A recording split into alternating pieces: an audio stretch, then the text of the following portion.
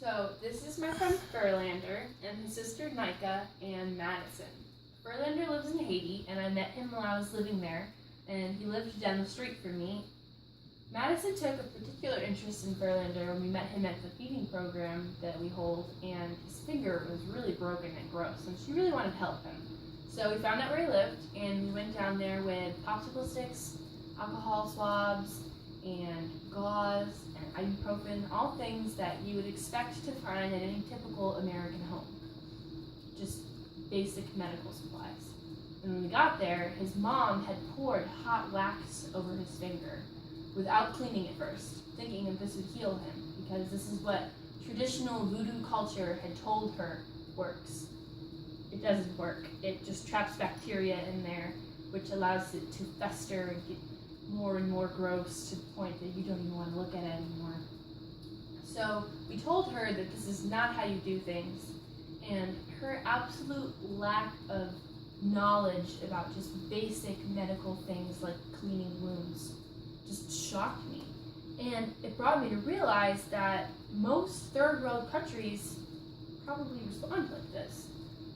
These highlighted countries are either considered third world in some parts or are completely considered third world, and they don't have a really high level of education to their people, like at least poor people, which is most of the population. So about 80% of the world earns less than $10 a day, and only first world countries like the United States or in Europe have free public education. So that all adds up to pretty much say that not most of the world is very educated, especially about medical things. So when you take that into account, it kind of makes sense that millions of people die from preventable diseases every single year. Things like HIV, which can be prevented with condoms, tuberculosis, which can be prevented with just sanitation, washing your hands before you eat. Malaria, which there's medicine you can take to prevent malaria, and even after you get malaria, you can be cured of it. And mosquito nets, like just basic things that we think of that they don't have access to or they don't know about in these third world countries.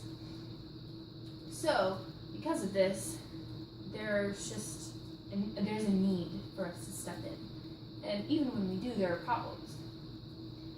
This is Southern Asia, and these are all the countries that are affected by Japanese encephalitis virus, which deteriorates your brain tissue until you either die, which it does kill 10,000 to 15,000 people per year, or you just become a vegetable. So all the people affected by this are typically farmers, because the way that JEV is spread is through these irrigated rice paddies that they stay irrigated all growing season long. It's just these giant pools of water that breed mosquitoes like crazy, and mosquitoes carry the virus. So when the humans wade through the water, they get bit by the mosquitoes, and the mosquitoes also bite the pigs that they raise. A vaccine for this was developed 40 years ago, which is crazy, because you'd think that 40 years they would have, eliminated this, but no, because people don't have the money or the knowledge about any of the vaccines available to go get them. Trends have shown, though, that places with diagnostic centers administering vaccines and monitoring all of the outbreaks of JEV do have lower death rates. So that's good. But still, killing 10,000 people per year. And farmers are the ones being mostly affected, and farming is the economic foundation for most third world countries. That's a lot of the world. So without farmers, the economy is deteriorated, and first world countries are continually stepping in and offering financial aid, and then these countries aren't able to pay it back, and so the whole global economy is just dumped on continually because people are dying and cannot support their countries. Also, this leaves, when these people die of JEV, they leave behind orphans, and they leave behind families that can't support themselves. And once a kid is made an orphan, they usually don't grow up to be educated, and they often leave behind orphans, and it's just a vicious cycle that continues until somebody steps in. And a lot of the times, it just doesn't happen. So the solution to all of this is education. You see here, this is Taina. She was an orphan in this picture. In this picture, she is not. She is adopted by, or rather taken kind of, by an orphanage that is run by Americans and given proper nutrition and love and education. She's in preschool now. And because of that, she will grow up to prevent disease in her country, to create jobs, to educate her peers, and to just help her country grow. And there are tons of kids like her that, as long as they are receiving an education and they are not dying from diseases, that they are helping their country grow out of being considered third world and becoming a participant in the global economy and not dragging down countries like America. So we can all participate at an equal level. So once kids are educated, when they grow up, they're able to create solutions to things like poor sanitation, poor nutrition, the lack of vaccines in their country, things like antibiotics. She could be trained to become a doctor for her fellow citizens. And this is really important because of how many people are dying every year, things that are totally preventable with the proper materials. So, according to UNICEF, 22,000 kids die of poverty every single day. Taina could have been one of those kids, and she's not.